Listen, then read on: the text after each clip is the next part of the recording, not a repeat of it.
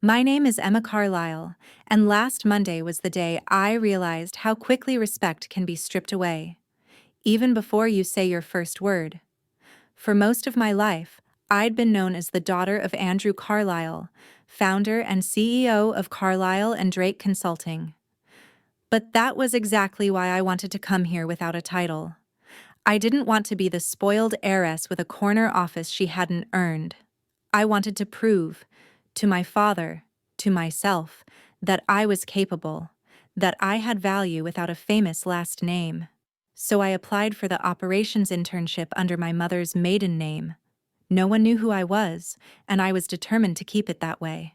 That morning, I stood in the glass lobby in a navy dress that looked plainer than I felt.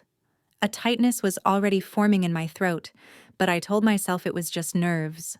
The receptionist handed me a visitor badge and said, "Welcome, Emma Callahan. Your supervisor is Mr. Stanton." I thanked her, repeating the name in my mind. Harold Stanton. I'd heard my father mention him. "Good man, but set in his ways," he'd said. That turned out to be the understatement of the century. As soon as I stepped into the operations department, I saw Harold Stanton standing by the copy machine, arms crossed. He was a heavy-set man in his 60s, with a polished bald head and a permanently sour expression. Next to him was a younger man, nervous, clutching a folder to his chest. I would learn later that his name was Liam Mercer, another new hire. Stanton's gaze flicked to me. He didn't bother hiding his disappointment. "You're the new intern?" he asked, like he was tasting something bitter. I forced a polite smile. "Yes, sir. Emma Callahan. It's nice to meet you." He grunted, ignoring my outstretched hand. His eyes roamed over me, pausing on the plain visitor badge. "Figures," he muttered, loud enough for Liam and two other employees to hear. "They'll take anyone these days." I swallowed, pretending the words didn't sting. He picked up a tall stack of manila folders and shoved them into my arms. The edges bit into my skin. "Copy these, staple them, label them, and try not to get confused," he said. I nodded, searching for a place to set them down so I could take notes. "Is there a specific filing system I should use?" I asked, hoping to sound professional. Stanton's eyebrows shot up. He looked around, making sure everyone was listening. "Oh, she wants instructions," he announced in a mocking falsetto. "Can you not figure out how paper works, Miss Callahan?" A ripple of laughter. Not loud, but enough to lodge a hot shame in my chest. I pressed my lips together and carried the folders to my desk, pretending I didn't hear him say to Liam, "At least you look like you might be useful." For the next hour, I focused on the copier, willing my hands not to shake. When I returned with neatly labeled files, Stanton didn't even look up from his computer. "You're slower than the last one," he called across the room. I swear, every year they send me someone more pathetic. I felt my face flush as heads turned. He continued, voice pitched for the entire department to hear. "You want my advice, Callahan? If you can't handle basic tasks, you might as well pack up now and save everyone the trouble." I swallowed the lump rising in my throat. It was the first time I had ever been spoken to that way, like I was worthless. But it wouldn't be the last. And Harold Stanton had no idea who I really was, or that by the time I left this office, he would regret every word. By the second week, it was clear Harold Stanton had made it his mission to remind me, every hour, that I didn't belong here. It didn't matter that I showed up early or stayed late, that I triple-checked every spreadsheet, every form. Nothing was ever enough. If I finished an assignment, he'd say I must have cut corners. If I asked a question, he'd smirk, like it proved I was incompetent. It was as if my existence offended him. The worst part was that he never bothered to be subtle. One morning, the operations team gathered for the weekly planning meeting. I settled quietly in the back, taking notes as the department leads discussed new contracts. When my turn came to present the expense report I'd prepared, Stanton didn't let me finish 2 sentences. He cut me off with a sigh so loud it startled the woman sitting beside me. "Oh, God," he groaned. Spare us the recitation, Callahan. I reviewed your numbers. They're, how do I put this? Amateurish. A few heads turned. Someone coughed into their hand to hide a laugh. Heat flooded my neck. With all due respect, I said carefully, the figures were reconciled against the Q2 ledger. I'm confident they're accurate. Stanton leaned back in his chair, eyes gleaming. Confident, he repeated, rolling the word on his tongue like it tasted ridiculous. He looked around the table. You hear that, everyone? She's confident. We should all sleep better knowing our financial compliance rests on the shoulders of a... He paused, making a show of glancing at my file. 26-year-old intern who needed 3 tries to figure out the mailroom. My breath caught in my throat. The memory of that first-day mistake, taking a wrong turn and ending up in logistics, was something I'd hoped everyone had forgotten. Apparently not. The entire room erupted in nervous laughter. I sat frozen, my report clutched in trembling hands.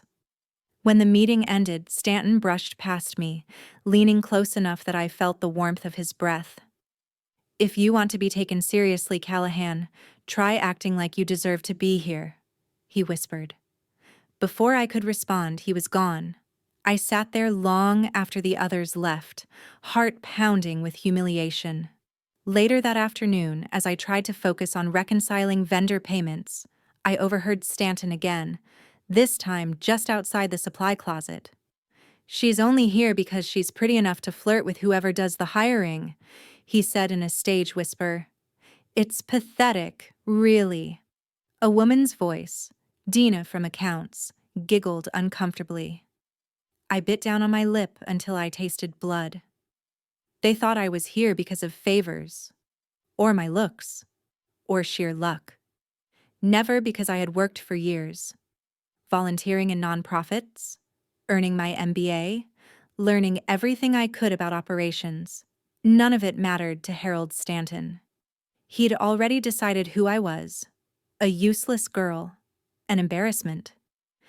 When I went home that night, I sat alone in my apartment, staring at my father's contact photo on my phone. More than once, I nearly called him, desperate for someone to tell me I wasn't imagining how cruel this had become. But every time my finger hovered over the call button, I heard Stanton's voice in my mind. Try acting like you deserve to be here. No, I wouldn't call for help. I would prove him wrong, if it killed me. I didn't sleep the night before it happened. I lay awake replaying Stanton's words, the snickers from my colleagues, the disgust I saw in their eyes when they looked at me. By morning, my chest felt hollow, but I forced myself up and into the same navy dress. Maybe if I did everything perfectly today, he'd finally stop. When I arrived, the office was buzzing with tension. A major financial report, one Stanton had been crowing about all week, was due to the CFO before noon. It contained critical client revenue breakdowns, reconciled expenditures, and forecasts for the coming quarter. It was the kind of document that could make or break the department's credibility. I'd spent the last 3 days helping organize and compile the source data. So when I walked past Stanton's office and saw him standing motionless, his face the color of wet plaster, my stomach lurched. He turned to glare at me, and I knew instantly, somehow, this was about to be my fault. Callahan, he barked, in here, now. I stepped inside, pulse pounding in my ears. On his desk sat an empty file box. Where is it? He demanded. I swallowed. Where is... What?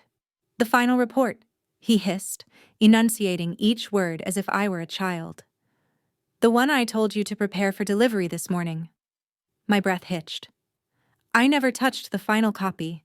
You said you were taking it home to review. Stanton's nostrils flared. Don't you dare lie to me, he spat.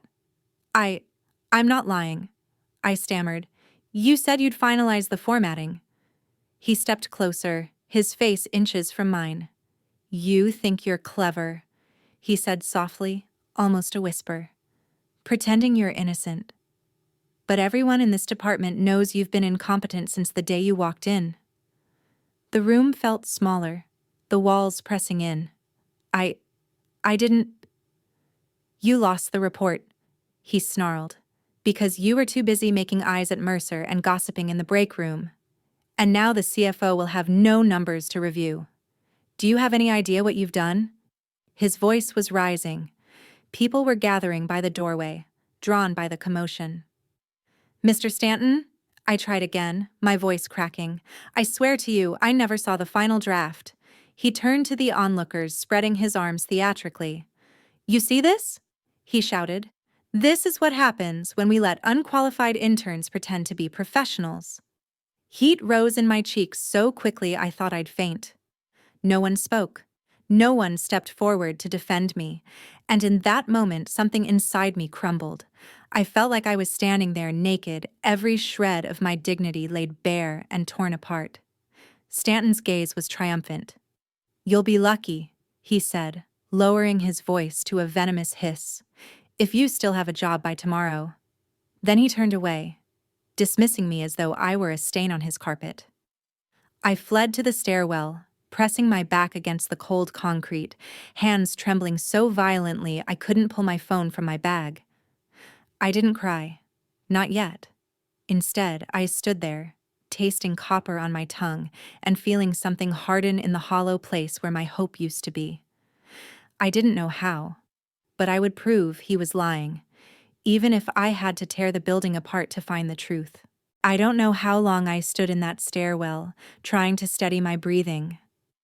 I could hear Stanton's voice echoing in my head, could still feel the eyes of the team watching me, judging me, pitying me. For a few terrible minutes, I thought about quitting, walking out and never coming back. But the image of Stanton's satisfied smirk made something deep inside me flare to life. Hotter than shame, stronger than fear. Rage. I wiped my eyes, squared my shoulders, and made myself a promise. He was going to regret underestimating me. I slipped back into the office when everyone had gone to lunch. My hands were still shaking, but my mind had never felt clearer. If Stanton really took that report home, there would be evidence. A sign-out log, maybe. A camera in the lobby. Something. I started in the file room.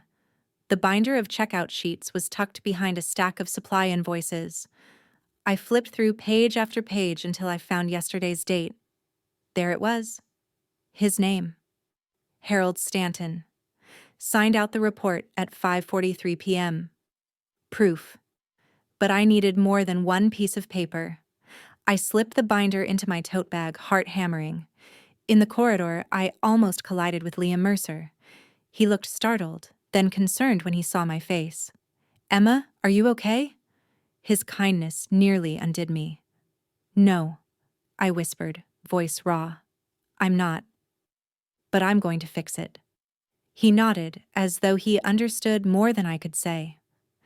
While everyone else was still gone, I ducked into the security office on the second floor. My father had once told me every elevator and exit was monitored, but only a few people ever bothered to ask for footage. I found a young man in a maintenance uniform eating a sandwich behind the monitors. Hi, I began, forcing my voice to stay calm.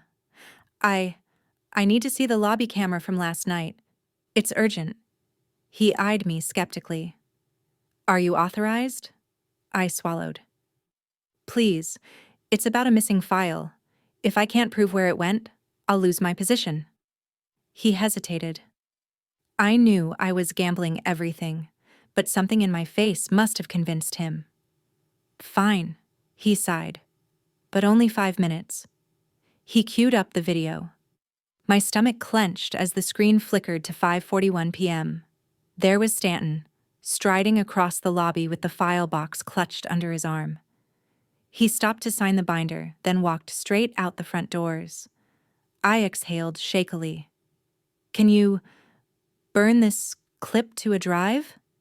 He nodded and handed me a small USB stick. As I left, I whispered, Thank you. I spent the next hour in a small conference room, my laptop open, reviewing everything. The sign-out log, the footage, the timestamps on the file drafts. showing I hadn't even logged in past 4 p.m. yesterday. Every piece was falling into place, but just as relief began to take root, the door swung open. Stanton stood there, his face contorting when he saw what was on my screen. For a second, we simply stared at each other. Then he stepped inside, closing the door behind him with a soft, ominous click. "I warned you," he said in a low voice. "You should have kept your head down." He took a step closer and my skin went cold. "You think you can go behind my back? That you can tattle to HR and keep your precious internship?" I swallowed, forcing myself to look him in the eye. "You lied," I whispered, "and you're not going to get away with it." He chuckled, a dark, humorless sound. "You have no idea who you're dealing with," he hissed. "You're nothing here. And if you think a pathetic little intern's word means more than mine, you're delusional." He leaned close enough that I could feel his breath on my cheek. "If you so much as breathe a word of this, I'll make sure your name is blacklisted from every firm in this city." My heart hammered in my chest, but instead of recoiling, I slowly closed the laptop and slid it into my bag. "I guess we'll see about that," I said, my voice steadier than I felt. As I brushed past him, I finally understood something. He was afraid. He knew I had the truth, and he knew exactly who I was about to call. I didn't go back to my desk. I walked straight out of the building into the sharp autumn air, clutching my bag like it held something fragile. I crossed the street, found a bench in the small plaza, and finally dialed the number I'd been avoiding for weeks. My father answered on the second ring. "Emma?" Hearing his voice nearly broke the dam inside me, but I swallowed the tears and kept my tone steady. "Dad," I said, "I need you to come to the office." There was a pause. "Is everything all right?" "No," I whispered. "Not even close." Another pause, longer this time, then, "I'll be there in 20 minutes." I hung up and stared at the towering glass facade of Carlisle and Drake Consulting, watching my reflection tremble. 20 minutes later, a black sedan pulled up to the curb. My father stepped out, wearing the same calm, tailored authority that had intimidated competitors for decades. But when he looked at me, his face softened. "Emma," he murmured, pulling me into a hug. For a moment, I let myself feel safe. Just a daughter leaning on her father. Then I pulled back and met his eyes. "I have proof," I said quietly. "He lied about everything. He's been harassing me since day one." "Show me." We sat side by side on the bench while I laid out every piece. Sign-out logs, timestamps, surveillance footage. My father listened without interrupting, but I saw the lines around his mouth deepen with every detail. When I finished, he exhaled slowly. "All right," he said. "Let's go inside." Together, we walked through the revolving doors. Heads turned as we passed, some in confusion, some in dawning horror. We didn't stop until we reached the operations floor. Harold Stanton was standing near the reception counter, recounting some triumphant version of events to two supervisors. His smug expression froze when he saw us. "Mr. Carlisle," he began, voice oozing false warmth. I wasn't expecting—" My father raised a hand. "Don't," he said, voice quiet but deadly. "Gather the team." Stanton's face went pale. A few minutes later, everyone was assembled. The entire department. 20 pairs of eyes watching, waiting. My father turned to me. "Emma," he said clearly, "please share what you've discovered." My heart pounded as I stepped forward, clutching the printed logs. I spoke calmly, slowly. Every word felt like peeling away another layer of shame. When I finished, the room was silent. I met Stanton's gaze. For the first time, he looked genuinely afraid. My father turned to him. "Do you deny any of this?" Stanton swallowed. His mouth opened, then closed again. I thought—" "You thought what?" My father pressed, his voice cutting. "That you could bully an intern?" Humiliate her? Accuse her of misconduct you orchestrated yourself? I didn't. My father held up a hand again. Save it, he said coldly. He turned to the rest of the team, his voice steady. For those who don't know, Emma Carlisle is my daughter. She applied here under a different name because she wanted to prove her abilities on her own merit. And from what I've seen, she has demonstrated more integrity and composure than I've witnessed in this department in years. The hush deepened. Some employees looked down, unable to meet my eyes. Stanton looked like he might collapse. My father turned to me, his expression softening. You didn't deserve any of this, he said. I swallowed hard, the lump in my throat threatening to choke me. Thank you, I whispered. He straightened, turning back to Stanton.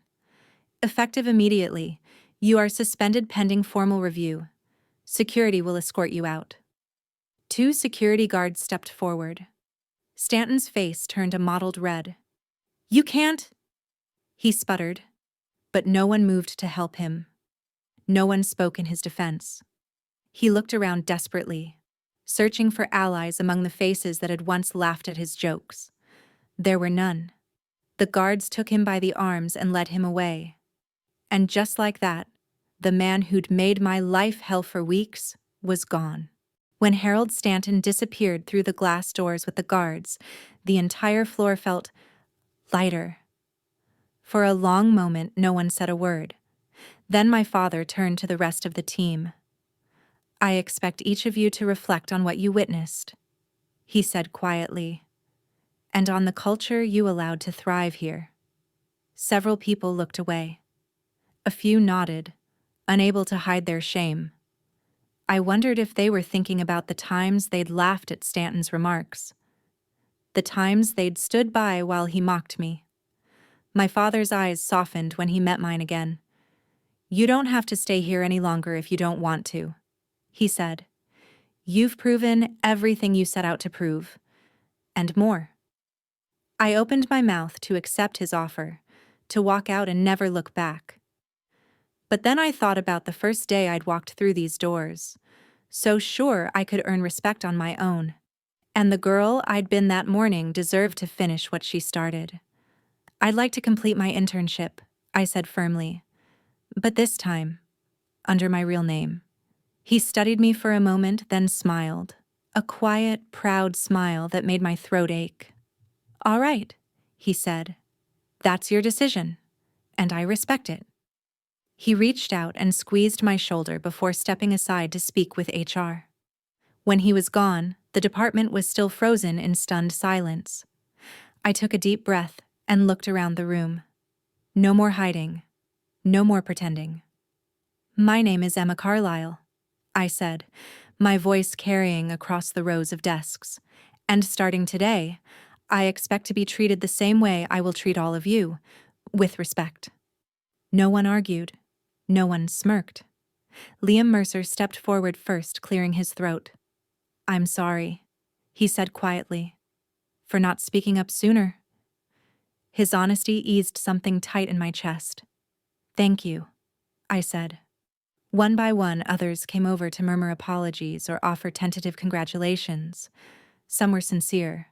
Others, I suspected, were afraid. But it didn't matter anymore.